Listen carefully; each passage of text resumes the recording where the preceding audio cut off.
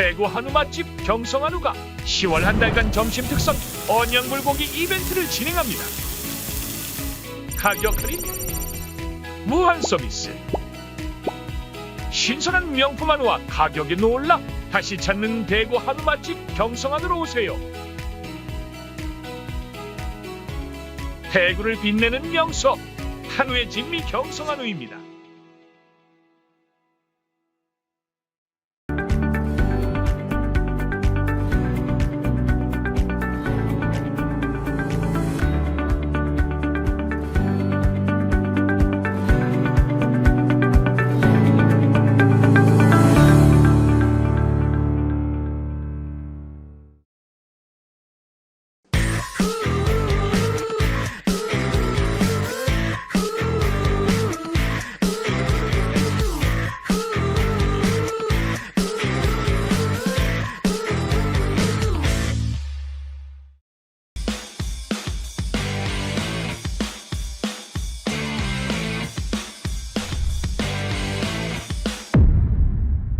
안녕하십니까, 송영길입니다. 송영길의 심층 토론의 장 딥톡 시작하겠습니다. 오늘은 아주 귀한 분을 모셨습니다. 최강철 K-PAC 미국 민주참여포럼 대표님이신데요. 이분은 오클라호마 주립대에서 MBA를 하시고 미국에서 지금 건실하게 사업을 하고 계시는데 캘리포니아에서 사업을 하고 계십니다. 그런데 사업을 하시면서 K-PAC이라고 미국 민주참여포럼을 만들어서 천여 명의 우리 재미농포들과 함께 조직을 해서 8년째 디아스포라 평화 공공외교를 펼치고 있습니다. 제가 국회 외교통일위원장과 민주당 대표 시절 2번 미국을 방문했는데 그때마다 미국의 주요 정치인들을 다 연결해 주시고 큰 역할을 해 주셔서 대단히 고맙게 생각하고 있고, 특히 최근에 한 번 더 평화법안 관련해서 열심히 노력을 하고 계신데 오늘 엊그제 미국에서 돌아오셔서 오늘 이렇게 제가 모셨습니다. 특별히 미국 대선이 지금 D-19일 아주 지금 이제 곧 다가오는 상황이고, 미국 대통령 선거는 저희 한반도에 너무나 큰 중요한 영향을 미치기 때문에 할 이야기가 많습니다. 그래서 오늘 1부, 다음 주 목요일 날 2부에 또 최강철 대표를 모시고 심층 토론을 해보도록 하겠습니다. 최강철 대표를 소개합니다. 반갑습니다. 네, 안녕하십니까. 반갑습니다. 감사합니다. 시간 내주셔서. 본격적 토론에 앞서 아시다시피 오늘 서울중앙지검이 김건희 씨의 도이치모터스 주가 조작 혐의에 대해서 무혐의 처분을 내렸습니다. 혹시나 했으나 역시나였습니다. 대한민국 검찰이 김건희 씨의 개인 로펌으로 전락한 것 같습니다. 이에 대해서 저희 소나무당은 강력한 규탄 성명을 냈고, 이에 대해서 민주당과 조국혁신당이 특검을 다시 발의한다 그러는데, 특검 발의는 발의대로 하더라도 당장 이 무혐의 처분은 심각한 직권 남용과 직무유기이기 때문에 심우정 총장과 이창수 서울중앙지검장, 최재훈 반부패 수사 2부장 이 세 분을 헌법 제7조 1항 위반으로 탄핵 소추해야 된다는 것을 강력히 주장하고 있고, 저는 이를 널리 알리기 위해서 내일 아침 9시부터 서울중앙지검에서 하루 동안 농성을 할 계획입니다. 내일이 또 서울중앙지검 국정감사가 있는 날입니다. 바로 그 전날 이런 처분을 했다는 게 참 이해할 수 없는데 국민 여러분 함께해 주시길 바라겠고요. 내일 제가 실방송을 하면서 이 김건희 씨 주가 조작 무혐의 처분에 대해서는 말씀을 나누도록 하고, 오늘은 다가오는 미국 대통령 선거에 대해서 집중적으로 분석을 해보고 이에 대한 우리의 대응 방안, 그리고 최근에 격화되고 있는 남북 간의 군사적 긴장 문제를 미국 대선과 관련해서 어떻게 완화시켜낼 것인가, 어떻게 우리 대한민국의 평화와 국익을 지켜낼 것인가를 모색해보는 시간을 갖도록 하겠습니다. 그러면 잠깐 우리 최강철 대표님 인사 말씀을 듣고 미국 대선 지도를 띄워놓고 지금 상황을 한번 보도록 하겠습니다. 네, 반갑습니다. 우리 송 대표님 고생 많으시고요. 네, 또 이렇게 좋은 기회를 주셔서 감사의 말씀을 전합니다. 저희 K-PAC은 코리안 아메리칸 퍼블릭 액션 커미티라고 미 전역에 살고 계신 미국의 당당한 모범 시민이요, 또 유권자로서 한반도의 평화의 가치를 널리 알리고요. 또 한편으로 한인 정치력 향상을 위해서 초당적으로 일하는 그러한 시민 유권자 단체라고 할 수 있고요. 지금 말씀하신 대로 한 8년 정도 됐는데 저희가 가장 포커싱 하는 거는 한반도 평화가 풍전 등화의 위기에 있지 않습니까? 예, 그리고 저희 분단 상황에서 오는 수많은 질곡 또 고통 이것을 해결하는 것들이 중요한데 마침 미국이 한반도 문제에 안타깝게도 핵심 당사국이 돼 있습니다. 그럼 그 미국의 마음을 움직이고 미국의 정책을 움직여서 한반도 문제를 풀어가야 하는데 그 중심에 미주 동포들이 있을 수 있다라는 생각하에 저희가 함께 일하고 있는데 그런 와중에 저희들이 많은 연방 의원들과 접촉을 하고요. 또 많은 미국 주류 사회하고 접촉을 하고 있기 때문에 현 대선에 대해서 많은 관심이 있으실 텐데 그 대선은 대선대로 분석을 하고 또 대선 결과에 따라서 후보별로 한반도의 어떠한 그 이 파장이나 또 어떠한 정책들을 끌어갈 건가라는 것들을 오늘 우리 송영길 대표님하고 존경하는 송영길 대표님 같이 이야기 나눠보도록 하겠습니다. 네, 너무 감사합니다. 그럼 먼저 지도를 좀 보겠습니다. 우리 시청자 여러분 이제 많이 아실 텐데 미국 대통령 선거는 전체 국민들 3억이 넘는 이 미국 시민들이 다 투표해서 결정하는 게 아닙니다. 주마다 투표를 해서 그 주에서 이긴 사람이 전체 그 주에 배정된 선거인단을 독식하는 구조로 돼 있어서 상당히 좀 우리하고는 좀 다릅니다. 그래서 포퓰러 보트는 전체 국민의 투표를 말하는 것이고 일렉토럴 칼리지라고 해서 이제 선거인단 투표가 별도로 있는데 포퓰러 보트 전체 투표에서는 이기고 민주당이 항상 선거인단 투표에 지는 경우가 있었습니다. 엘고가 그렇게 해서 이겼지만 졌고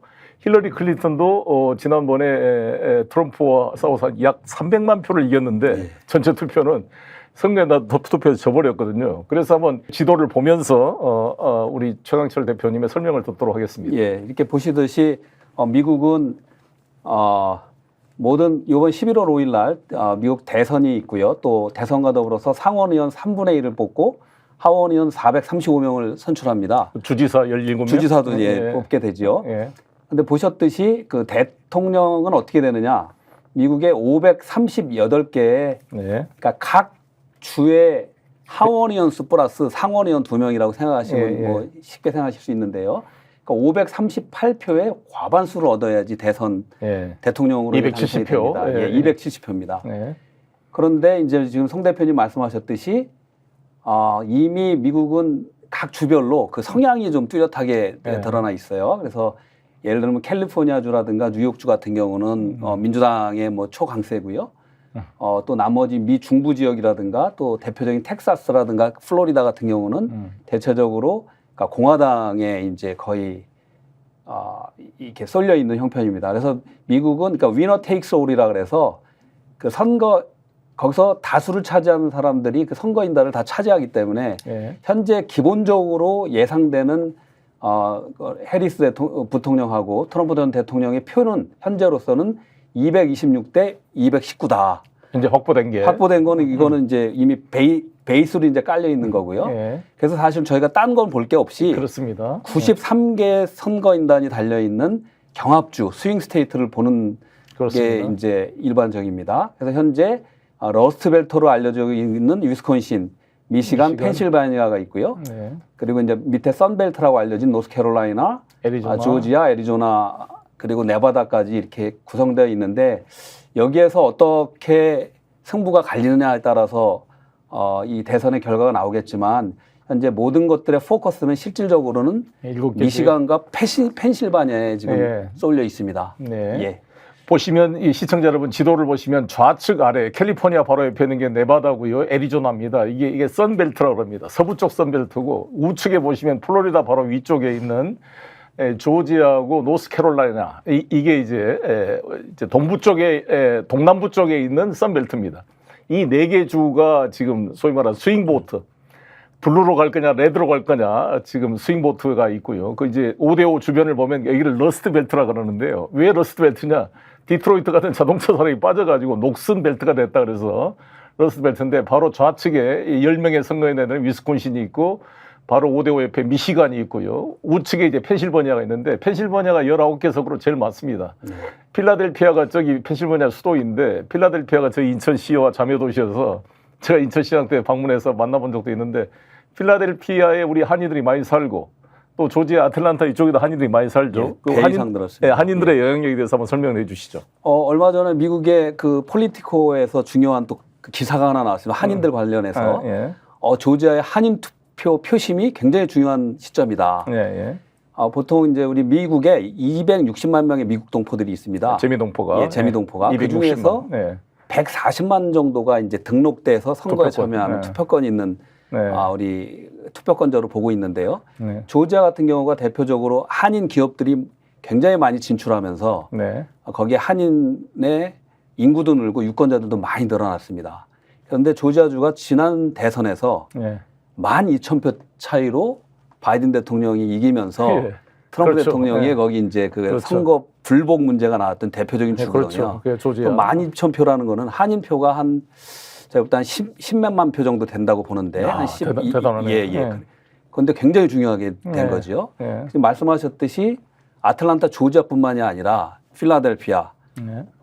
펜실바니아 핵심적인 데죠. 그리고 미시간에도 디트로이트 지역에 많은 한인들이 살고 있어요. 네. 그래서 저는 말씀드리고 싶은 게 지금 이 미 대선이 우리가 결과가 누가 될 거냐가 중요한 게 아니라 지금 이 기회가 네. 우리 한인 정치력을 굉장히 향상시키고 우리의 가치들을 높게, 밸류를 높게 만들 수 있는 기회다 이렇게 말씀드립니다. 근데 그동안 재미동포들이 사실 민주당 바이든을 많이 지지했잖아요. 근데 예. 최근에는 트럼프 지지 성향이 늘어나고 있다는데 왜 그렇습니까?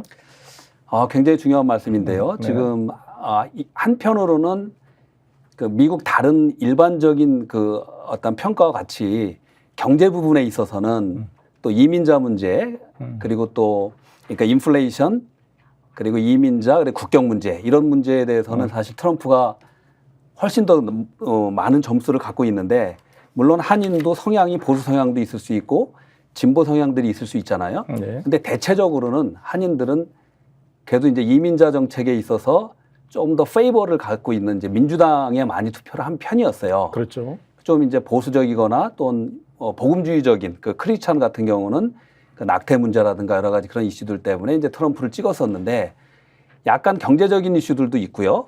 또 하나는 한반도 문제에 있어서 그 해리스 부통령께서 바이든 대통령과의 어떤 차별점이 있느냐. 존재감이 없었죠, 사실. 예, 네, 그리고 이제 특별히. 이번에 수락연설에서도 그렇고요. 네. 그 해리스 부통령께서 말씀하신 것들이 그러니까 한반도 문제를 해결하겠다는 즉각적인 외교적인 그 이 해법에 대한 논의들이 전혀 없어서 전혀 없죠. 거기에 대한 우려들이 이제 표출되고 있는 것 같습니다. 그래서 지금 사실 트럼프 대통령이 당선됐을 때 우리 한반도에 여러 가지 미친 영향이 양면이 다 있을 거로 봅니다. 당장 우리 방위비 협상에서 한 지금 1억 달러 정도 내고 있는데 아니 10억 달러 정도 내고 있죠. 예, 예. 10억 달러, 10억 한 1조 내년부터 1조 5천으로 1조 5천원, 10억 달러 좀 넘죠. 이 정도 내고 있는데 이거를 100억 달러 내놔라. 예. 지난번에 50억 달러로다가 당장 이 문제와 주한미군 뭐 감축 이런 문제가 나온 것 같고요. 그다음에 관세 같은 게 상당히 우리한테 불리한 면이 있는데 긍정적인 면은 북미 간의 대화를 통해 한반도 긴장을 완화시키고 뭔가 지금 우크라이나 전쟁을 당장 뭐 자기가 당선되면 하루 만에 끝내겠다 그러는데 몇 개 영상을 보면서 같이 대화를 나눠보겠습니다. 첫 번째 영상 보겠습니다. 이 트럼프 대통령이 이 젤렌스키가 큰 세일즈맨이다 사실. 왜냐하면 자기가 살아온 중에 우리나라 지금 미국에 올 때마다 돈을 받아간다 이거죠. 거의 600억 달러를 가져간다. 이게 과장된 숫자겠습니다만 80조를. 그래서 지금 미국이 더 이상 존경받지 못하고 있다. 그래서 자기가 좀 뭔가 마가를 해보겠다. 다시 위대하게 만들겠다. 크루크도 조 바이든, 그냥 짜증나는 조 바이든 밑에서 지금 세계가 불바다로 빠지고 국경이 무너지고 인플레이션이 올라오고 있다. 유럽은 혼란에 빠지고 있고 미들 중앙아시아는 이제 폭발하고 있다. 이란은 지금 과감해지고 있고 차이나는 행진을 하고 있고 그래서 다 이제 미국을 무시하고 있다는 거죠. 가장 무능한 조 바이든 이 나라를 끌고 있기 때문에 이 나라가 3차 세계적으로 끌고 가고 있다. 이렇게 지금 지적을 하고 있습니다. 네. 상당히 지금 우크라이나 전에서 아마 그래서 젤렌스키 대통령이 트럼프 되는 것을 가장 두려워할 것 같은데 어떻습니까? 사실 그 트럼프 대통령의 당선에 대해서 그 전 세계 네. 세계 시민들한테 여론조사를 한 게 있어요. 미국 네. 여론조사 기관에서.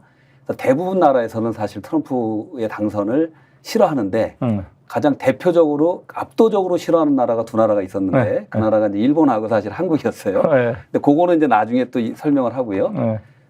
일단은 트럼프 대통령은 미국 우선주의로 갈 거기 때문에 네. 뭐 전 세계에서 다른 나라들이 외교적인 관점에서 또 경제적인 관점에서 무역의 관점에서 좋아하지는 않을 텐데 그런데 이렇게 보시면 됩니다. 우리나라도 지금 방위비 문제 때문에 뭐 계속 뭐 며칠째 큰 뉴스가 되고 있잖아요. 13조의 네. 방위비를 이제 부과하겠다. 네. 우리 주한미군의 숫자를 28,500명을 뭐 네. 42,000명으로 말하거나 잘못된 팩트를 말하신 것도 있지만 예. 저는 이렇게 봅니다. 일단 우리가 만약에 트럼프 대통령이 당선 확률이 굉장히 높아서 예. 차기 대통령으로 거의 이게 굳혀진다면 우리 한국과 네. 또 우리 동포들과 또 우리 한국 국민들도 거기에 대비를 해나가야 되는 게 슬기로운데 그렇습니다. 트럼프 대통령은 한국에다만 부과하겠다는 게 아니잖아요. 예, 예. 전 세계. 그러니까 그렇습니다. 미국을 우선하기 위해서 그러니까 전 세계 공유롭게 관세 부과도 동맹국에도 부과하겠다는 거예요. 10%에서 20%. 네. 물론 중국에 뭐 대규모로 60% 100% 부과하겠다는 거고. 그런데 저는 이렇게 봅니다. 만약에 트럼프가 진짜 그 13조의 우리 그 방위비를 부담시킨다. 그럼 한편으로 이 사람이 그거를 부담시켜서 이 남북미 교류 협력을 이끌어낸다고 만약 생각을 한다면 네. 우리 거꾸로 생각할 필요도 있는 거죠. 그 이제 그 방위비가 지속적으로 나갈 거냐 그런 또 그래서, 측면도 있다. 네. 네. 그러니까 우리가 잘 지금 트럼프 체제에 대한 대응을 잘 준비해야 될 텐데 예. 과연 윤석열 정부는 아마 트럼프가 되면은 젤렌스키와 비슷한 재앙이 될 가능성이 있다고 보는데요. 일단 두 번째 영상을 보겠습니다. 우크라이나 전쟁에 대해서 트럼프가 자신 있게 한 말인데요. Would you continue to give Ukraine money and weapons if you're elected? If I'm president, I will have that war settled in 우크라이나 one 지지할 day, 거냐? 24 나는 hours. 하루 만에 And 지금 within 트럼프 24 전쟁 hours, that war 끝내겠다. will be settled. 이야기를 하고 It'll be 있습니다. over. It'll be Do absolutely you want over. Ukraine to win this war? 우크라이나하고 지금 러시아 어디가 이기길 바라냐 했더니 이 I 사람이 think in terms of getting it settled, so we stop killing all 지금 these 스톱하는 게 people. Follow up on that because 중요하다. that's a really important Excuse me, statement let me that you just just follow made up. there. Can you say if you want Ukraine or Russia to 우크라이나 win 러시아 this 어느 쪽 war? 이기길 바라냐 그랬더니 Everybody to stop dying. They're 지금 dying. 죽음 Russians 멈춰야 and 된다. Ukrainians 러시아인 are 우크라이나는 wanting to 지금 stop 죽음의 dying. 행렬을 멈춰야 된다. 참 저 이번에 발언은 사실 굉장히 상당히 좀 인프레시브한 겁니다. 다가오더라고요. 예. 사실 트럼프는 많은 그 반 트럼프의 어떤 생각을 가진 분들이 트럼프의 변덕스러운 성격에 대해서 언제나 변할 거라고 하지만 트럼프를 오랫동안 봐온 사람들은 이분이 일정한 그 메시지가 있어요. 그건 바로 반전 사상, 염전, 그러니까 전쟁을 예. 싫어하고 반전을. 네. 근데 요번에 그 트럼프를 지지해서 하면서 사퇴한 그 로널 누구죠? 그 로버트 주니어 케네디. 이분 연설을 혹시 보내주셨는지 봤습니다. 모르겠지만 예. 공통적인 점이 트럼프 대통령이 오늘도 랠리에서 얘기를 했어요. 이번에 공통적인 거는 워싱턴 폴리티컬 이스태블리시먼트, 예. 그러니까 워싱턴의 어찌됐겠지만, 정치 기득한 자에 대한 그 아주 혐오가 있고요. 예. 또 군산 복합체에 대한 비난을 굉장히 많이 연설을 합니다. 예. 근데 그런 것들이 한국 사실은 여론에는 나오질 않아요. 잘 안 나오죠. 예.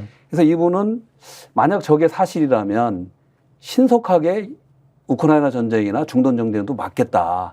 그리고 군산복합체의 이익이 아니라 수십만 명이 이게 죽어가는 것들을 그냥 두고 볼 수는 없다라는 예. 저걸 지켜낸다면 사실은 미국 정치의 새로운 획기적인 변화를 가져올 수 있다는 그런 기대도 또 되는 것이 사실입니다. 예, 어느 나라 대통령 선거나 마찬가지겠습니다만 현 네. 집권층은 사실 성적이 뛰어나면 좋지만 항상 사람들은 불만이 있기 많기 때문에 현재 불만을 이 집권층이 떠안고 가야 됩니다. 그래서 지금 바이든 정부가 거시 경제 지표는 별로 나쁜 게 아닌데 실제로는 인플레이션이 심해서 이 서민들의 물가의 고통이 크잖아요. 예. 그에 대한 불만이 많이 쏟아지고 있어요 지금. 너보다 이제 하마스하고 전쟁, 이란, 이스라엘 전쟁 되면서 기름값이 다시 오르면 그나마도 또 불안해진 상황이 될 텐데 이 인플레이션 문제가 있고 그래서 이 카멜라 부통령이있다는 게 사실 좀 약점이 되는 게 있잖아요. 네. 넘버 2였지 않느냐. 예. 그러면 3년 반 동안 당신이 뭐 했느냐.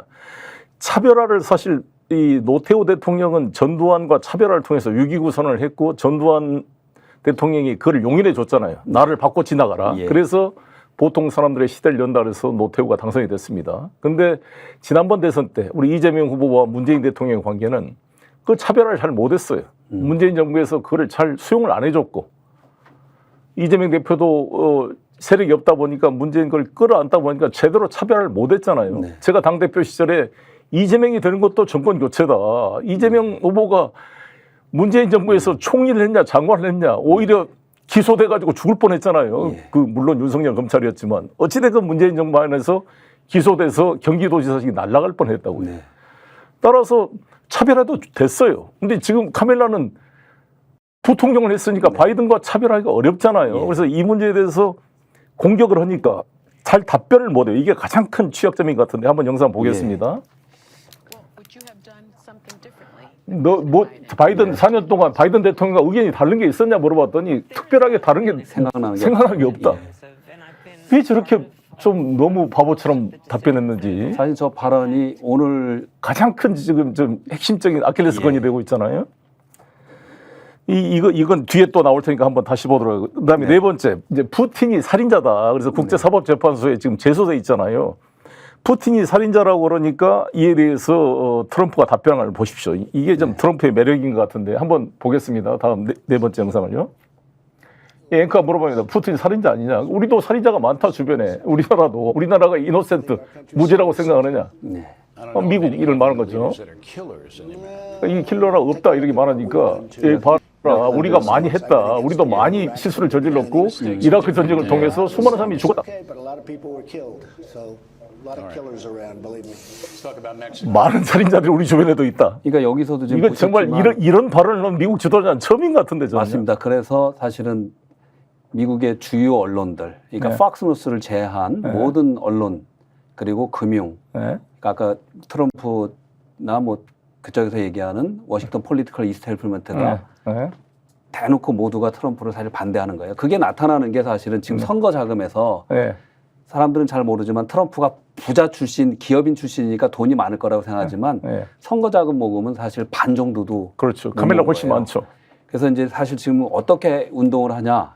트럼프는 각 지역을 엄청나게 몸으로 다니면서 랠리를 하는데 엊그저께 사실 우리가 현재 중요한 그 선거 결과는 스윙 스테이트에서부터 나오니까 거기만 갈 것 같잖아요. 네. 거기만 포커스할 것 같잖아요. 모든 선거 자금, 네. 시간, 노력을 다 포커싱하는데 저도 참 놀라운 게 이분이 저번 주에 네. 콜로라도를 가고 네. 며칠 전에는 캘리포니아 코첼라를 갑니다. 그러니까 나도 참 그 여유 만만이라 그래서 그랬어요. 이제 여유가 있는 건지 네. 이제 좀 더 미국 전체를 보겠다라는 그런 메시지로 이제 보이는데 네. 이거를 통해서 이제 미국인의 마인드를 좀 읽을 필요가 있어요. 네. 뭐 이따가 또 이야기할 기회가 있겠지만은 한인들도 표심이 많이 돌아서고 있다. 네. 저도 이거를 제가 앤디 김이나 해리스 캠프에 많이 전달하려고 노력을 했어요. 그러니까 해리스 바이든 대통령으로부터 많은 한국인들이 한반도 문제를 해결하기라는 그런 기대를 했었는데 전혀 바이든 대통령이 한 게 없다. 그렇죠. 그걸 해리스도 이어받지 않겠느냐. 그렇죠. 그게 나온 게 그 수락연설에서 전당연설 수락연설에서 또 ABC 그 트럼프 대통령하고 토론 때도 계속 반복적으로 북한 뭐 저런 그 비판만 하고 외교적인 어떤 대화의 시작에 대한 네. 언급은 없었기 때문에 그거 굉장히 미스테이크이다. 그러니까 이렇게 제가 카멜라의 그 연설 내용이나 보면 너무 내용이 없고 이미지만 있는 것 같아요. 컨텐츠가 없어요. 레코드가 없어요. 예. 그냥 이렇게 할 것이다. 그러니까 이제 이에 대해서 털시 가바드라는 예. 그 하와이 연방하고는 예. 친분이 많이 있으시죠? 좌우도 예. 친했고 예. 이제 82년생이에요. 젊은 분인데 예. 이분 이라크 전에도 참전했던 예. 여성분인데 참전여사 참여했고 예.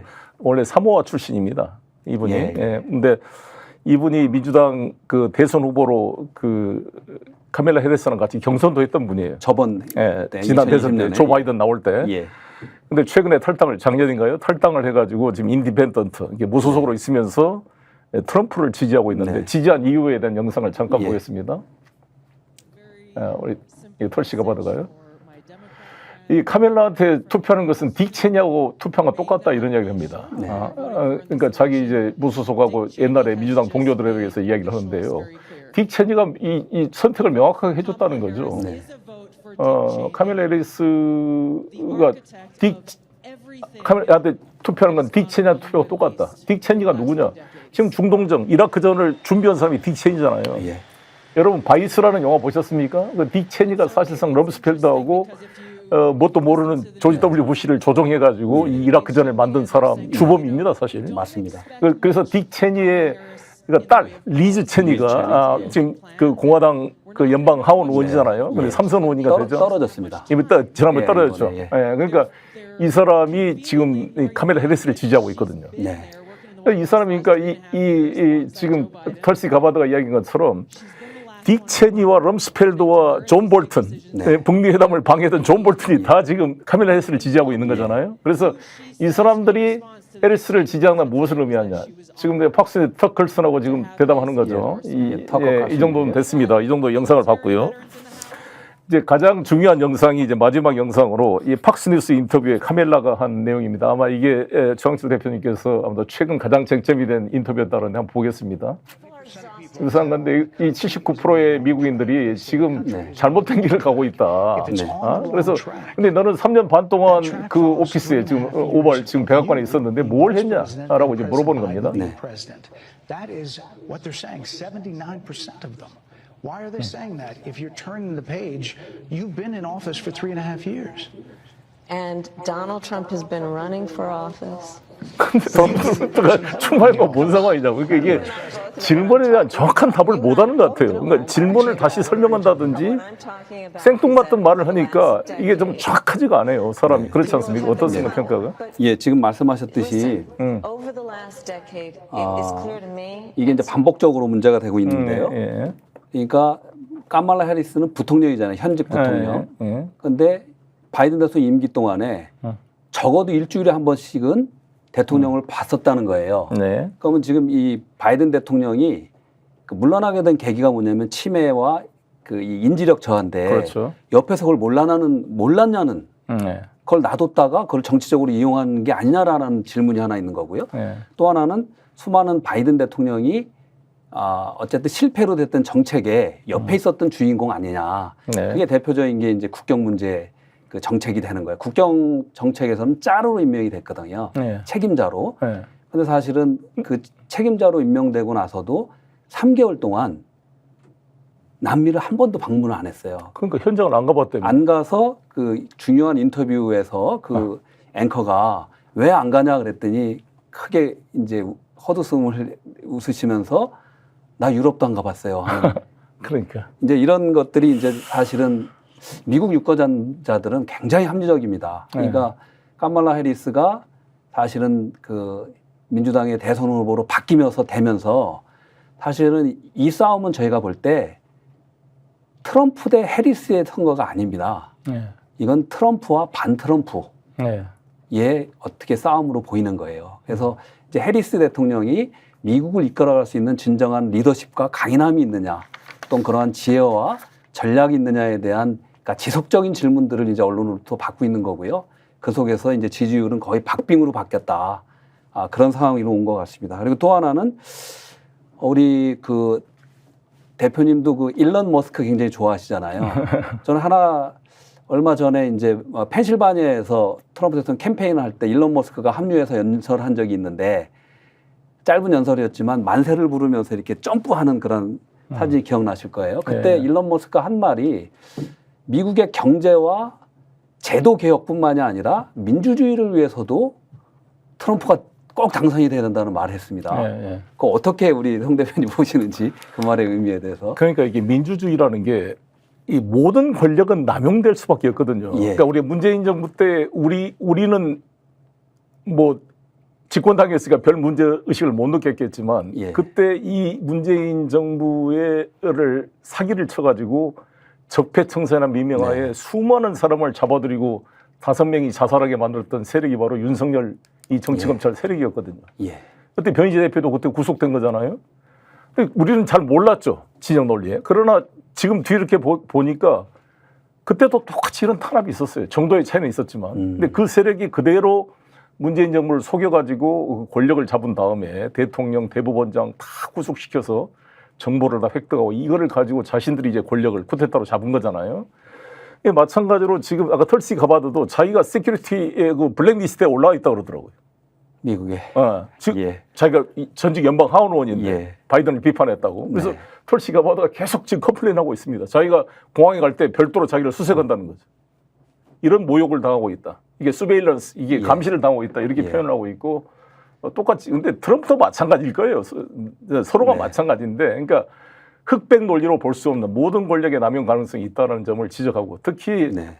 트럼프 대통령이 자신이 이제 여러 가지 허심원이 이런 걸로 기소된 걸 가지고 정치적 탄압이다. 그래서 이 리걸 시스템, 법 제도를 웨퍼나이즈, 무기화시켜서 네. prosecute political opponent, 이게 정치적 반대자를 박해하고 있다. 이거 프라이빗이제이션, 이게 사유하고 있다. 이런 비판을 하고 있는데 이게 지금 윤석열 정권이 이 검찰 권력을 사유화해서 이재명 대표나 저 송영길을 지금 기소하고 공격하는 것과 유사한 면이 있거든요. 네. 그래서 최근에 폴리티코 잡지에서 지금 바이든 행정부가 윤석열 행정부를 통해 배우고 있다 이런 지적한 기사가 나왔죠. 배워라라는. 배워라. 예, 그게 이제 한번 소개 좀 해주시죠. 그게 이제 작년 그 기사 한번 띄워보시죠. 네, 그, 한번 보시면 작년 4월 26일자에 네. 미국의 아주 대표적인 정치 저널이죠. 폴리티코라는 네. 데 이제 이 중요한 바이든 행정부는 한국의 윤석열 정부로부터 배워라. 라는 게 이제 검찰권을 이용해서 정적을 치는 그런 내용이에요. 참 네, 슬픈 내용인데. 네. 그래서 제가 알기는 그 지난 7월 13일 날 트럼프 대통령이 네. 그 피격을 당했을 때 네. 우리 한국의 뭐 이재명 대표부터 전 세계 지도자들이 그 안전과 네. 우리 건강과 안전을 기원한다라는 메시지를 바로 보냈는데 한국의 윤석열 우리 정부에서는 그 메시지가 굉장히 늦게 나온 걸로 알고 있거든요. 네. 7시간 이후에. 나는 그런 것들이 사실 윤석열 대통령이 작년 4월 26일 폴리티코 기사가 나온 이후에 네. 그 말에 이제 국빈 방문을 합니다. 미국에. 네. 저도 뭐 그 윤석열 대통령 의회 연설할 때 저도 그 자리에 있었어요. 브래드 셔먼 의원이 초대를 해서 저도 그 연설을 들었는데 그때 이제 우리 뭐 아메리칸 파이 뭐 이런 것도 하시고 노래도 부르시고 했잖아요. 네. 근데 그때 아마 그런 것들을 바이든 행정부랑 많이 나눴지 않느냐라는 의심이 있는 거예요. 네. 근데 그 이후로 어쨌든 간에 트럼프 대통령은 미국 역사상 사실 이것도 좀 저는 처음이라고 보는데 90몇 개에 대한 기소를 당하잖아요. 네. 그래서 또 하나는 아까 말씀하신 뉴욕주에서 허시머니 트라이얼. 그게 한 8, 9년 전의 일을 다시 끄집어내서 34개의 항목으로 그 이제 어떤 여성하고 이제 그 성추문 그 입막음 돈. 스톰이라고 예, 예. 데니얼 스톰이. 스톰이 폭풍이 돼서 스톰이 됐다 예. 이런 말이 있었죠. 예. 근데 그랬듯이 미국 정치 역사에서 검찰권을 이용해서 정치인을 이렇게 어떤 재단하고 그런 건 없었는데 이것이 굉장히 과도하기 때문에 트럼프 대통령은 모든 랠리에서 기회날 때마다 이 사법부, 이 법무부와 검찰이 이 권력을 웨퍼나이즈하고 있다. 라는 무기화시키고 비판을 있다. 엄청나게 강하게 하고 있고 자기 집권하면 개혁하겠다. 없애버리겠다 했어요. 그 부처 자체를. 그래서 그 정도로 이 증오감이 있는데 예. 만약에 한국의 윤석열 검찰 정권에서 그런 조언을 줬다. 이런 기사들이 트럼프 대통령이 알게 되면 어떻게 될까요? 아마 트럼프 대통령이 만약에 그 당선이 된다면 이 이슈가 한미 관계에 굉장히 큰 중요한 이슈가 되지 않을까. 이렇게 좀 우려스러운 부분이 또 있습니다. 네.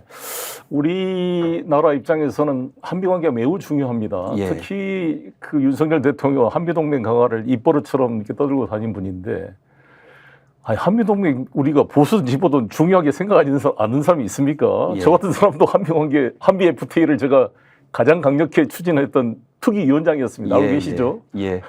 그런 사람인데 자기가 마치 한미 관계를 독점하고 이전에는 한미 관계가 뭐 파탄났다 이렇게 과장을 하고 있는데, 우리가 이해할 수 없었던 것은 그때 낸시 펠로시 미 하원의장 넘버 2 아닙니까? 예. 한국을 방문하셨죠. 한국을 방문할 때 휴가라고 안 만났잖아요. 예. 참 안타깝습니다. 노무현 대통령이 워싱턴 갔을 때 이 예. 낸시 펠로시를 만나려고요 1시간이나 기다렸습니다. 예. 그 대기를. 네. 그런 사람을 한미동맹을 그 강조한 분이 자기 휴가라고 안 만나고 뭐 황당한 일 아닙니까 이거? 그것도 그렇지. 그다음에 에릭 트럼프 그 주니어 트럼프가 예. 여기 한국을 방문했는데 만날 걸로 교섭됐는데 안 만나겠고 뭐 안보실장을 만나라 그랬다 그래서 이게 캔슬이 됐다 그래요. 네. 그러니까 이 외교 안보가 황당한 수준이고요. 과연 이 정부가 이 카밀라가 됐을 때, 트럼프가 됐을 때 우리 국익 방위 분담, 주한미군 문제, 북미 관계 여러 문제에 대한 정밀한 대책을 세우고 있는지 그냥 걱정이 많이 됩니다. 송 대표님 의견에 저도 전적으로 동의하고요. 사실은 한국의 뭐 보수 정권이든 진보 정권이든 한미 동맹이 굉장히 제일 중요하다. 우리 외교에서. 네. 그렇게 다 말씀하시면서 실제로 미국에 제가 깜짝 놀란 게 미국의 지난 70몇 년간 한미 동맹 역사에서 미 의회에서 가장 중요한 법안이 나와 있어요. 네. 이따가 다시 또 말씀하시겠지만 말씀하십시오. 예. 그 법안이 뭐냐면 그동안 미 의회를 전 세계 나라가 찾아오기 때문에 그렇죠. 우리 송영길 우리 대표님께서도 그때 외통위원장실 때 아마 미국을 4년 전에 이렇게 방문하신 거로 제가 알고 있는데 정말 미 의원들을 만나기 쉽지 않습니다. 네. 왜냐하면 전 세계 또 미국에서도 많은 이익단체 모든 단체들이 만나려고 하기 때문에 의원 하나가 굉장히 어떻게 보면 그래서 미국 의원들이 좀 어떻게 보면 에로건트하다 이런 말까지 좀 나오는 건데 건방지지 않느냐. 네. 근데 현실이 미국이 전 세계 어떤 정책의 중심에 서 있기 때문에 그게 현실이에요. 그런데 한미동맹이 그렇게 중요하다고 하면서 미 의회 역사상 어떤 법안들이 나왔을 때 많은 법안들이 나와 있는데 가장 한반도 문제의 핵심적인 법안이 나와 있어요. 그 법안에 한국전 종전선언, 평화조약, 그리고 북미 간의 연락사무소 설치해서 북한하고 상시소통을 통한 이산가족도 만나고 북한을 인도주의적으로 도와주고 교류하고 협력하자. 그리고 미군 유해도 성안하고 해나가자라는 혁신적인 법안이 나와 있는데 이조차도 얼마 전에 외교부 장관이 모르고 있는 거예요. 그렇죠. 그걸 김영배 의원께서 네. 질문을 하셨더만요. 근데 그걸 모르고 있어요. 이 정도로. 네. 그러면 우리가 미 의회를 가서 무슨 얘기를 하겠어요? 그때 제가 보니까 송영길 대표님께서는 제가 이렇게 좋아하고 존경하는 거는 제가 깜짝 놀랐어요. 그때 사실 송영길 대표님을 많이 알지 못할 때인데 저는 평화를 위해서 일하시니까 저도 평화를 위해서 일하는 사람으로서 조금이라도 개인적인 친분으로 함께하고 싶어서 이제 함께 있었는데 송 대표님은 정말 많은 것을 준비하고 오시더라고요. 미 의회를 철저하게 준비하고 그때 많은 의원들을 만나시고 또 커트 캠벨 지금 현 그 바이든 정부의 핵심이죠. 아시아 네. 태평양 아시아의 짜르라고 짜르라고 하죠. 이렇게 그분하고도 정말 얼마나 많은 대화를 나누셨어요. 그 정도의 노력하는 모습들을 제가 못 보고 있기 때문에 얼마 전에 몇 명의 그 국회의원들이 미국을 방문하셨는데 한반도 평화 법안이 나왔는지도 그분들도 잘 모르시는 거예요. 네. 그래서 그런 부분들이 좀 안타깝고 그렇습니다. 좀 이제 뎁스 있고 깊이 있게 가자라고 네. 좀 말씀드리고 싶습니다. 사진을 보면서 좀 이야기하겠습니다. 이게 제가 이제 브래드 셔먼 의원이 우리 최강철 대표님 소개로 저도 만나게 됐는데 이 브래드 셔먼 의원이 이 한반도 평화 법안을 주도하는 국회의원이십니다. 예. 이분이 사실상 그 하원 외교대통위원장이 되시기를 제가 바랐는데 예. 좀 졌죠. 그래 그레고리 믹스 그 흑인 뉴욕주 출신의 그분이 됐습니다. 예. 그리고 이분은 지금 나온 사진은 우리 순자 씨로 우리나라에 알려져 예. 있죠. 이 흑인 아버지와 한국인 여성분의 메릴린 스트릭랜드 메릴린 스트릭랜드 분이고 아마 워싱턴주 초선 때입니다. 그때. 이게 서부에 있는 워싱턴주 시애틀이 있는 곳이죠. 예.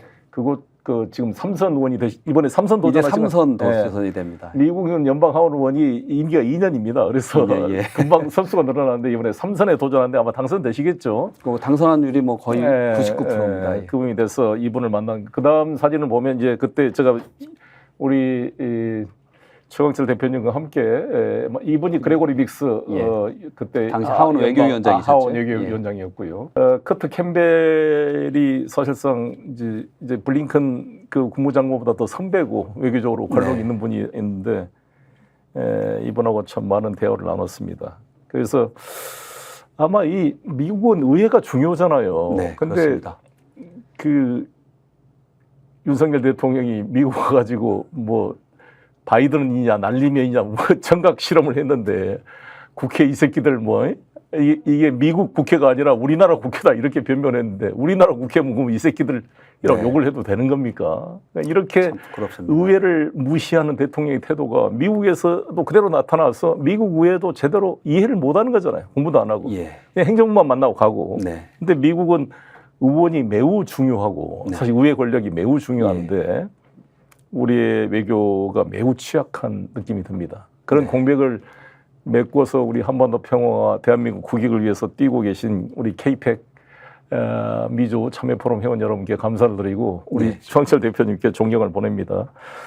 근데 아까 정철 대표님 아까 사진 그 여성분 사진 좀 한번 띄워봤으면 좋겠는데요. 이번 그 연방 하원이 이번이 공화당 분이죠. 한번 소개 좀 하시죠. 이분은 이제 그 뉴욕주에 뉴욕이 아까 말씀드렸듯이 민주당의 텃밭이라고 했잖아요. 네. 근데 뉴욕주의 스태튼 아일랜드 아시죠? 네, 스태튼 네. 아일랜드 거기를 지역구로 하는 니콜 밀리타키오스라는 공화당 젊은 여성 의원인데 네. 한반도 평화법안을 지지한 네. 트럼프 대통령이 아주 아끼는 아주 귀한 분이네요. 의원이시고요. 지지하셨고요. 네. 그 다음 사진을 보면 거기도 좀 공화당 의원이십니다. 네, 이분도 이제 특별히 공화당 이분은 프리덤 코커스라고 미 연방의회 네. 아주 보수적인 그런 코커스 의원 모임이에요. 거기에 의장을 지내신 애리조나 출신의 앤디 빅스 연방의원이신데 네. 아주 중진 의원이시고 저희 한반도 평화 법안을 아주 강력하게 지지하시는 분입니다. 네. 예. 아이고 정말 이게 이 귀한 3주 전 분인데. 사진이에요. 예. 예. 그러니까 이게 지금 48분이 서명을 했는데 이 중에 예. 4분이 공화당이라고 그랬죠. 네 분입니다. 예. 그래서 아무튼 의미가 있고 만약에 트럼프가 집권한다면 이 4분 공화당 의원의 역할이 매우 중요하겠네요. 굉장히 중요하고요. 사실 네. 지금 한반도 평화 법안에 48분이 지지하셨고 네. 지금 그 미 연방의원들이 다 선거 준비하느라고 정신이 없어서 네. 각 지역구에서 선거 캠페인을 하고 있는 중이라 네. 이제 지지 사인이 지금 약간 이 주춤해 있지만은 그 임기는 사실 12월 말까지거든요. 그렇기 네. 때문에 이 인원수, 지지 서명수가 더 늘어날 거라고 보는데 네. 말씀하신 공화당 의원 4분이 들어온 거는 그 4분들이 거의 다 지금 트럼프 대통령의 측근들이에요. 그래서 트럼프 대통령이 집권을 한다면 뭐 해리스 대통령이 집권해도 저희는 노력하겠지만 트럼프 대통령이 집권한다면 이 법안이 지금 미국이 굉장히 폴러라이즈 돼 있고 그 디바이드 돼 있는데 이게 분열돼 있는데 네. 그래도 민주당 의원들이 44명이나 지지한 이 법안이 트럼프 대통령이 만약 약속한 대로 한반도 정책을 적극적으로 외교적인 해법을 추구하겠다는 그 와중이라면은 그렇게 된다면 이 법안이 큰 명분이 됩니다. 엄청나게 도움이 될 겁니다. 예. 아주 중요한 그 채널이 아닌가 싶습니다. 이렇게 제가 아까 다음 사진 한번 이것이 이제 제가 그때 우리 최영철 대표님이 제일 저 좌측에 계시고 윤건영 의원과 제가 예, 송 대표님 그리고 커트 캠벨, 커트 캠벨 의원과 이제 같이 김한정 의원님, 네, 김한정 의원님하고 이게 네. 제가 DJ 정책을 대표하는 김한정 의원님, 노무현 정책을 대표하는 윤건영 의원 두 분을 일부러 제가 외통위 네. 위원장 시절에 모시고 와서 커트 캠벨을 만났습니다. 이 커트 캠벨이 저하고 비슷한 또래인데 저 부인이 사실 뭐 IMF 총재로 거론되기도 하고 네. 재무장관으로 거론되기도 했던 분입니다. 근데 이분이 지금 아시아의 짜르라 그래서 블링컨보다 더 선배로서 이제 우리 한반도 중국 일본 정책을 총괄하는데 최근 브래드 셔먼이 이에 대해서 좀 많은 지적도 하고 그랬다 그랬죠. 예, 커트 캠벨 때 제가 여러 가지 남북 관계 이야기를 했는데 예. 이게 트럼프 대통령의 싱가포르 선언을 좀 총론적으로 계승했으면 좋겠다. 강론은 좀 네. 구체하더라도 이런 점을 제가 많이 강조해서 공감을 얻었던 것 같은데 송 대표님, 우리가 또 정권이 바뀌어 버리니까 저는 그 송 대표님이 그때 그 노력들이 너무 중요하고 저는 네. 아까 잠깐 얘기하다가 멈췄는데요. 사실 지금까지 우리 한반도 평화가 가장 중요한 나라에서 한반도 평화 공공외교를 그러니까 이 공공외교의 주체를 정부만 이렇게 하는 거로 생각을 했어요. 네. 근데 저는 한국의 국회, 국민을 대표하는 국회의원들께서도 정말 많이 나가셔서 특히 미국 나는 많이 가시라고 난 당부드리고 네. 싶은데 네. 가셔서 우리 평화의 가치를 얘기하고 우리의 간절한 평화에 대한 염원을 얘기하고 더 나아가서 우리 동포들도 평화 공공외교 우리는 평화 활동이라고 얘기하면 되는데 거기에 주체가 돼서 이 목소리를 계속 미 연방의회에 전달을 해야 됩니다. 정부는 행정부에 전달하고 그런데 이런 목소리가 저희가 깨달은 거는 거의 없었어요. 네. 그러니까 국회 차원에서도 방문해서 약간 형식적인 만남 그리고 사진 찍고 잠깐 간단한 간담회 정도 하지 이게 지속성을 가지고 그런 목소리를 내지 못했던 겁니다. 그래서 저는 사실 송 대표님이 나중에 정말 더 큰 일을 하시고 다시 당에서도 큰 일을 하실 때 의회 내 상시적인 이게 저는 제안하고 싶은데 미국 연방의원들하고 한국 국회의원들이 사무실별로 꼭 한반도 평화 안보 이슈뿐만이 아니라 뭐 예를 들면은 뭐 교육, 또 문화, 복지 각 분야별로 관계를 맺고 1인 1 매칭, 그러니까 미 연방 하원의원과 매칭하는 그런 것들도 국회에서 생각을 했으면 좋겠다. 그래서 이것이 사실 그렇습니다. 저희도 한반도 평화가 급하기 때문에 이 일을 하지만 나중에는 우리가 미국과 한국의 브리지 역할을 잘하는 그게 유대인들이 한 거거든요. 그게 에이펙이고 지금 중동 전쟁의 저러한 포화 속에서도 많은 비난을 받으면서도 미국 정부가 이스라엘을 도울 수밖에 없는 그런 그 이 배경이 되는 거거든요. 그 유대인의 힘이죠. 그게 힘입니다. 인구는 650만 명이 분이 안 돼요. 미국에 있는 유대인들이. 그러니까 한인보다는 배는 많지만 미국에 있는 유대인이 이스라엘에 있는 유대인하고 숫자가 비슷하잖아요. 비슷한다. 예, 이스라엘의 유대인들이 한 900만 정도 있다고 보고요. 그러니까 미국에 이제 한 700만 접촉한다고 보는데 사실 모든 힘은 미국에 있는 유대인으로부터 나오는 거예요. 그렇죠. 유대인 미주 유대인 총회를 하면은 국회가 그쪽으로 완전히 옮긴 것처럼 연방 하원의 4분의 3이 오고요. 4분의 3이 참석합니까? 예, 상하원의 4분의 3. 그리고 대권 주자들 다 옵니다.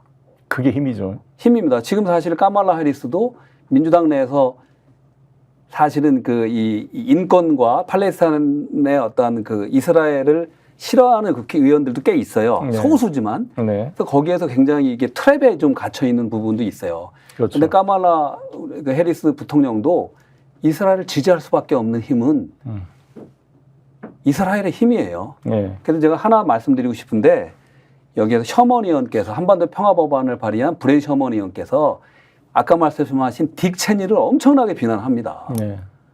그 럼스펠더나 딕 체니 때문에 뭐 북한을 그때 뭐 선제 폭격해야 된다 이런 말도 하지 말아라. 그래서 지금 말씀하신 며칠 한 2주 전에 미 하원에서 청문회가 있었는데 그 커트 캠벨 그 바이든 대통령 아시아 태평양대를 앉혀놓고 미국의 외교 정책, 한반도 외교 정책은 그동안 다 실패다. 왜 이 실패한 정책을 계속하느냐? 이제는 바꿔야 된다. 우리가 선제적으로 미국에서 종전을 선언하고 평화조약을 맺을 거라고 선제적인 선언을 해라라고 말을 하래요. 그 정도로 이제는 이게 한반도 평화법안의 목소리가 커져나가고 있는데 그래서 그의 연장선상에서 지금 큰 뉴스가 됐지만 미국의 지금 민주당하고 공화당의 정강 정책에서 북한의 비핵화 우선 CVID를 무조건 밀어붙이는 게 없어졌잖아요. 이건 뭐를 의미하냐면 이제 실현 가능한 현실적인 그러니까 스냅백을 전제로 한 대북 정책을 해나가겠다는 그런 사인이라고 보시면 됩니다. 거기에 이 법안이 굉장히 중요한 역할을 하고 저는 윤석열 정부도 여기에 빼지 말고 모른 채 하지 말고 같이 인발부해서 그 법안을 지지해줘야 된다고는 봐요. 그리고 함께 그러면 그거를 모토로 삼아서라도 그러니까 지렛대로 삼아서라도 지금까지 못해왔던 거를 전향적으로 생각해서 대화를 시작하는 그런 계기를 삼았으면 좋겠다는 말씀을 좀 드립니다. 여기서 최강철 대표님이 말씀하셨던 CVID 아시는 분도 계시겠습니다만 시청자분들께 설명드리면 이 북한 핵 문제를 다루는 데 있었어요. 그동안 미국이 원칙이 CVID, completely 완전하게, V는 verifiable, 검증 가능하게, I는 irreversible, 돌이킬 수 없도록, D는 dismantle, nuclear facility를 denuclearization, 완전히 비핵화를 시켜라, 완전히 해체시켜라. 그게 이제 CVID인데요. 스냅백이라는 것은 이제 조건을 했다가 만약 안 지키면 다시 원상 회복시킬 수 있는 그런 걸로 좀 탄력 있게 협상을 해보자 이런 취지입니다. 시간이 이제 좀 마무리할 시간이 되어가는데요. 정말 그 할 얘기가 매우 많습니다. 벌써 시간이 일단 우리 그 재미 동포들 지금 연방 하원의원이 현재 4분, 5분인가요? 한국계 코리안 아메리칸 지금 4분이 계시죠. 4분 있죠. 여성분이 3분, 남성분이 앤디 김 한 분이 있고 이분들이 다 이번에 3선 도전하시고 한 분은 상원 앤디 김은 상원 도전하시는데 아마 그동안 우리나라 코리안 아메리칸 중에 연방 하원 의원이 된 사람이 김창준 의원이 한 분 있었잖아요. 근데 그분은 공화당이었습니다. 공화당으로 3선인가 하시다가 그만두셨죠. 근데 이제 민주당으로 최초로 연방 하원이 되신 분이 앤디 김이었고 3선을 마치고 이번에 우리나라 재미동포 역사상 최초로 상원 의원에 지금 도전하고 있죠. 뉴저지주에서. 그렇습니다. 이제 그분 이야기를 잠깐 해보고 나머지는 2부에서 이야기하도록 하겠습니다. 우선 앤디 김 사진 한번 좀 띄워주셔 보겠습니까? 앤디 김, 이분이 앤디 김인데 82년생이시고요. 뉴저지에서 지금 3선을 하시고 이번에 연방 상원원에 도전합니다. 연방 상원원은 사실 그 주 인구에 상관없이 50개 주에 2명씩 배정돼서 100명으로 구성되는데 임기가 6년입니다. 그러니까 연방 하원을 비해서 임기가 3배가 많습니다. 그래서 하나의 대통령과 같습니다. 상원원이 된다는 것은. 맞습니다. 상원원이 되면 일단 대선에 도전할 수 있는 위치에 서게 되는 거죠. 오바마 의원도 일리노이주에서 초선 연방 상원원을 하시고 바로 대통령에 도전해서 당선이 됐잖아요. 근데 앤디 김은 우리 최강철 대표님이 소개해서 저도 몇 번 만났습니다만 참 훌륭한 분이고, 이분이 이제 오바마 정부와 바이든 정부에서 국무성에서도 큰 역할을 하셨고 또 3선원 하시고 이번에 저 뉴저지주가 그 메넨데스라고 그 쿠바 출신 이민 메넨데스가 연방 3선원 하다가 이번에 스캔들이 있어서 그만둬서 거기에 그 주지사 부인과 경선해서 머피 주지사의 부인과 경선해서 이번에 당당히 민주당 후보로 노미니가 됐고 지명이 됐고 이번에 거의 승리가 확실시 되죠. 뉴저지주는 뉴욕하고 같이 민주당이 뭐 텃밭입니다. 강세 지역이니까. 근데 최근에 뭐 에피소드가 있었던데 한번 좀 앤디 김에 대해서 얘기 좀 해주시죠. 예, 오늘 아침에 아마 기사가 있는지 모르겠는데 조선일보의 김은중 특파원께서 쓰신 것 같은데 아주 정확하게 잘 쓰셨어요. 뭐냐면 앤디 김 의원이 이제 어제 그제 15일 날 현지 시간으로 공화당 후보랑 상원 후보랑 이제 이 TV 이 토론이 있었는데 저 넥타이를 보시면 저기 다시 한번 보내주시면 인공기 색깔 넥타이를 갖고 상대방 후보 측에서 대의원 한 명이 왜 북한 인공기 색깔을 그걸 달고 나왔느냐 하면서 색깔론을 펼친 거예요. 전혀 그렇지도 않는데. 그래서 이제 앤디 김이 이제 사실 격분을 했죠. 그러면서 이런 앤디 김은 이제 이게 아시아인의 혐오다라고 했지만 사실 그 색깔론에 대한 강한 이거를 이야기하고 그런데 이제 저기는 없지만 이제 에피소드가 하나 있습니다. 저도 이거는 얘기를 드리고 싶은 게 사실 지난 몇 달 전부터 또 미국에도 물론 진보적인 세력도 있고 보수적인 분들도 다 있는데 좀 극보수라는 분들, 한국말로 하면 태극기라고 하시잖아요. 그분들이 앤디 김의 사실 부친을 찾아가서 앤디 김이 한반도 평화법안의 강력한 지지자입니다. 네, 그렇죠. 근데 그 법안의 지지를 철회하라 라고 3번이나 찾아가서 앤디 김 아버지한테 그걸 철회하면은 우리가 너의 캠페인에 후원을 엄청나게 하겠다. 그 단체가 정광훈 목사랑 관련이 있어요? 관련이 있다고 저희가 듣고 있습니다. 그래서 저희도 이제 조사 중이고요. 그래서 제가 3주 전에 앤디랑 만났을 때, 앤디 김 의원하고 만났을 때 저는 앤디 김 의원한테 만난 주 목적은 해리스 캠페인에 전하라. 지금 해리스 후보께서 한반도 평화 문제에 있어서 아무런 어떤 대책이 없고 바이든과 비슷할 거라는, 그리고 더 나아가서 그 북측을 비난만 하고 있기 때문에 거기에 대한 실망이 민주평화 세력 이쪽 코리안 아메리칸 유권자들한테 크게 실망이 돼서 지금 트럼프를 찍겠다는 사람들이 너무 많다. 그렇죠. 빨리 전해라. 그래서 깜짝 놀라고 그걸 아마 전했던 것 같아요. 그래서 아마 그 바이든 대통령하고 해리스 부통령이 추석 메시지를 냈어요. 한인들을 위해서. 그래서 아마 그런 메시지들이 들어가서 했는데 아직까지 한반도 정책에 대한 그 전향적인 메시지는 아직 안 나와서 안타까운데 그때 이제 제가 앤디한테 넌지시 물어봤어요. 혹시 이런 일이 있었는데 괜찮냐 그랬더니 깜짝 놀라면서 몰랐다. 하면서 굉장히 그게 무슨 말이나 되는 소리냐. 근데 그 아버님께서 앤디 김 의원이 우려할까 봐 혼자만 끙끙 앓으셨던 것 같아요. 그래서 이제 앤디 김께서 이제 저 기사에서 봤듯이 하나 언급을 하는데 지금 캘리포니아에서 공화당 민주당이 크게 붙는 지역이 있어요.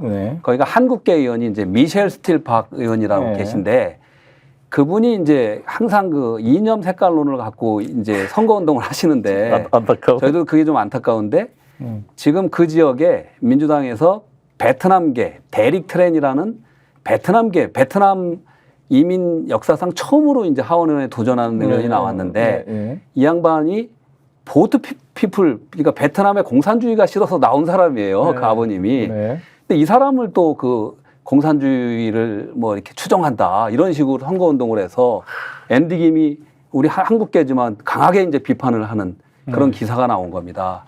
그래서 이 자리에서 좀 말씀드리고 싶은 거는 말씀하셨듯이 현재 4명의 한국계 의원들이 있는데요. 2분, 앤디 김 의원, 메릴린 스틸랜드 의원은 강한 한반도 평화와 우리의 유너티를 위해서 노력해 주시는 분인데 우리 영킴 의원하고 미셸 스틸박 의원께서는 물론 대한민국을 사랑하시겠지만 한반도 평화 부분에 대해서 너무 그 우파적인 그래서 미셸 스틸박 의원 같은 경우는 3년 반 전에 문재인 대통령의 한반도 평화 프로세스를 강하게 비판하면서 문재인 대통령을 김정은의 퍼핏, 꼭두각시라고 이렇게 그 조국의 대통령을 이렇게 비난하는 그런 거를 내서 많은 공분을 샀거든요. 그래서 그런 점들이 좀 안타까운데 앤디 김이 이번에 좀 마음에 너무 상처를 입지 않고 상원 의원이 잘 되면은 제가 볼 때는 앤디 김이 미국 향후 민주당의 부통령 후보 이상으로 될 확률이 굉장히 높습니다. 이번에 미 민주당 전당대회 때 이 하원 의원이 스피커로서 연사로서 초대받는 경우가 많이 없어요. 앤디 김이 초대받아서 해리스 대통령 초대받아서 갔잖아요. 그래서 지금 앤디 김하고 저기 메릴린 스틸랜드 의원은 해리스 대통령하고 아주 가까운 측근들이에요. 네, 그렇습니다. 그래서 만약에 해리스 대통령이 된다, 그럼 우리도 또 영향력이 있을 수 있는데 해리스 대통령께서 좀 더 전향적이고 적극적이고 활력적인 한반도 정책을 좀 펼쳐야 된다. 만약 당선이 된다면 이렇게 말씀드립니다. 제가 오바마 대통령 당선 때 너무 감동을 받아서 사실 저는 오바마와 힐러리하고 경쟁할 때 오바마가 일가로 봤거든요. 예. 그래서 제가 그 취임식 때 갔습니다. 워싱턴 DC 아, 캐피탈리에 오셨습니까? 가지고 그 추운데 덜덜 떨고 가서 1월 그때 전현 의원하고 둘이 같이 갔어요. 민주당 대표로. 그때 좀 환호를 보냈는데 사실 오바마 8년에 실망스러운 게 많았어요. 네. 소위 이 한반도 문제에 대해서 스트래티직 페이션스, 전략적 인내란 이유로 사실상 내팽개쳐 놨잖아요. 예. 뭐 이명박 박근혜 그 정책에 끌려다니는 거 아닙니까? 그래서 아무런 무슨 진전을 못 시켰어요. 차라리 조지 W 부시보다 못했다고요. 공화당보다는 못했어요. 사실 민주당 정권이 공화당 정권에 비해서 한반도 문제에 더 애정과 관심이 없어요, 사실상. 그래서 진짜 이번에 우리가 트럼프에 대한 지지도가 높아지고 있는 이유가 도대체 무관심하다 이거죠. 아이고 김정은 요구한 거 좋은데 어찌됐건 만나서 해결해서 트럼프 집권 내 때 긴장이 완화되고 전쟁이 없었잖아요. 어찌됐건. 예. 남북 관계도 김정은과 관계 속에서 모든 미사일 도발이 중단된 거 아닙니까? 그렇습니다. 예. 근데 지금 뭐예요? 완전히 지금 이제 한반도 지금 긴장이 오물풍선에 난리가 났는데 마무리를 하겠는데요. 워낙 하고 싶은 이야기가 많아서 다음 주 목요일 날 우리 최강철 대표님이 그때까지 여기 계신다 그러니까 우리 네 분의 코리안 아메리칸 의원들의 그 내용도 분석을 네. 하고 이것이 이제 향후 남북 관계가 어떻게 연결될 건지 우리 국민들이 지금 걱정하고 있습니다. 네. 지금 오물풍선이 날라오지 뭐 무인기가 평양에 출현했다 그러지 그다음에 사격 개시 태세를 다 김정은이 지시해가지고 지금 일촉즉발의 상황이 돼서 이게 잘못하면 큰일 나겠다라는 그런 걱정이 커지고 있고 제가 프랑스에 있었잖아요. 그래서 프랑스인들이 언론 기사를 보내주는데 계속 걱정해서 한국에 있는 자기 아이들 돌아와야 되는 거 아니냐. 네. 한 번이라도 우리 스커미시 소위 국지전이라도 발생하게 되면 우리나라 주가는 폭락하고 네. 그냥 경제가 망가지는 겁니다. 이걸 알고 있는지 모르겠어요. 이 정부가 함부로 말을 해야 되는데 신원식 씨나 전 장관이나 지금 김용현 장관 함부로 막 말을 저렇게 뇌까리는데 정말 이 부동시로 군대도 안 갔다 온 이 암체 워리어서 안락의자의 이 전사들이 함부로 전쟁을 이야기하지만 나가 죽어나는 것은 우리 젊은 아이들이고 우리 민족이 다 망하는 거잖아요. 예. 하나밖에 없는 아들, 딸을 전장에 보낸 아빠의 심정으로 저는 남북관계를 다뤄야 된다 강조하고 있습니다만 이런 문제를 다음 주 목요일 날 한 번 더 우리 최강철 대표님 모시고 좀 남북관계와 연결시켜서 이제 자세히 한번 분석을 해보도록 하겠습니다. 다음 주에 나와주시겠죠? 예, 그렇게 하겠습니다. 네, 너무 감사드리고요. 다시 한번 우리 KPEC 회원 여러분들 이 방송을 보고 계시겠지만 정말 그 여러분 노고에 감사를 드리고 여러분의 그 그래스루트에서 각 한 활동이 큰 힘이 됩니다. 저도 정치인이지만 미국이나 한국이나 정치인이 가장 센서티브하게 예민하게 반응하는 단어가 두 가지인데 하나는 미국 정치인들은 아메리칸 텍스페이어, 미국 납세자, My constituency supporters, voters. 내 지역구 유권자가 중요해요. 똑같아요, 우리도. 내 지역 유권자고, 내 후원해 주는 사람. 근데 그거를 우리 260만 재미동포가 각 지역구마다 해주게 되면 유대인처럼 우리도 파워를 발휘할 수가 있고 영향력을 발휘할 수 있는 시대가 송 대표님 감사합니다. 그게 가장 선구자라고 생각이 들고요. 오늘 이렇게 방송을 좀 정리하고 예고해 드린 대로 내일은 제가 서울중앙지검 앞에 국정감사 있는 날입니다만 이 김건희 도이치모터스 주가 조작 무혐의 처분에 대해서 항의를 하고 이 검찰총장 서울중앙지검장 담당 반부패 수사 2부장에 대한 탄핵 소추를 촉구하는 1인 시위를 할 계획입니다. 그리고 내일 저녁 7시에 송영길의 뉴스 비평은 서울중앙검찰청 앞에서 생방송으로 진행하겠다는 광고의 말씀을 드리겠습니다. 그러면 오늘 송영길의 딥톡, 미국 대선의 향방에 대한 심층 깊은 토론, 바로 현장에서 뛰고 계신 우리 최광철 K-PAC 대표님을 모시고 이야기 나눠봤습니다. 다음 주에 뵙도록 하겠습니다. 네, 송 대표님 마지막으로 말씀하십시오. 제가 우리 미국에 계신 K-PAC 우리 회원님들 감사합니다. 우리 일들은 혼자 할 수 있는 게 아니라 항상 함께 하는데요. 특별히 우리 K-PAC의 보드 멤버 또 임원으로 수고해 주시는 60분의 우리 최규선 이사장님, 박영두 회장님, 또 주정혜 우리 이사님, 김도영 대표님, 박성계 대표님, 수많은 우리 박갑식 이사님, 우리 이기창 대표님, 미셸 박 대표님, 우리 수많은 분들, 우리 박동기 변호사님, 뭐 일일이 얘기하긴 그런데 이 방송을 통해서 먼저 감사하다는 말씀 드리고요. 그리고 다음 주에 한 번 더 했을 때 나머지 분들 제가 다 소개를 좀 드리도록 하겠습니다. 저도 그때 가서 K-PAC 멤버들 한번 식사했던 기억이 나는데 여러분 감사합니다. 그래 오늘 네, 고맙습니다. 감사합니다. 고맙습니다. 아니 왜 아직도 3년간 같은 통신사 인터넷 계속 쓰고 계세요? 인터넷 가입 시 48만원 무슨 경종 시 추가 혜택이 주어집니다. 인터넷 비교원 통해 인터넷 가입하고 지인에게 홍보해주세요. 지금 몽고에 인터넷 비교원 검색 후 3초만에 감동 행복 비교해보세요. 인터넷 비교원. 대구 한우 맛집 경성한우가 10월 한 달간 점심 특선 언양불고기 이벤트를 진행합니다. 가격 할인, 무한 서비스, 신선한 명품 한우와 가격이 놀라 다시 찾는 대구 한우 맛집 경성한우로 오세요. 대구를 빛내는 명소 한우의 진미 경성한우입니다.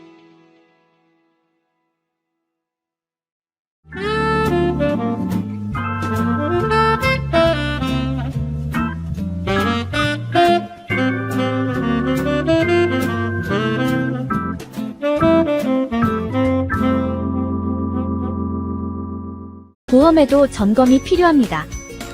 요즘 경기가 어려워서 보험료 내는 것도 부담스럽죠. 보험료는 줄이고 보장은 넓게.